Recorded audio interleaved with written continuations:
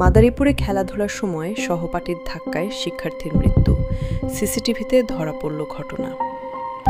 মাদারীপুরে খেলাধুলা করতে গিয়ে সহপাঠীর ধাক্কায় এক শিক্ষার্থীর মর্মান্তিক মৃত্যু হয়েছে। এ ঘটনায় এলাকায় শোকের ছায়া নেমে এসেছে। জানা গেছে, কয়েকজন শিক্ষার্থী একসঙ্গে খেলাধুলা করার সময় হঠাৎ ধাক্কাধাক্কির এক পর্যায়ে ওই শিক্ষার্থী গুরুতর আহত হয়। পরে তাকে দ্রুত হাসপাতালে নেওয়া হলে কর্তব্যরত চিকিৎসক মৃত ঘোষণা করেন।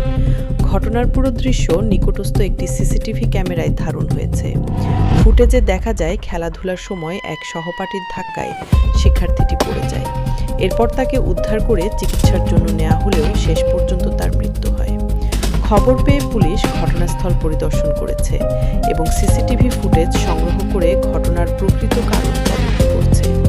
প্রাথমিকভাবে এটিকে দুর্ঘটনা বলে ধারণা করা হলেও তদন্ত শেষে বিস্তারিত জানা যাবে বলে জানিয়েছে সংশ্লিষ্টরা। এই ঘটনায় নিহত শিক্ষার্থীর পরিবার ও স্বজনদের মধ্যে শোকের মাতম বিরাজ করছে।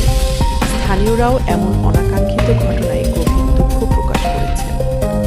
যারা নিউজ বিডি, সত্যের সাথে সবার পাশে।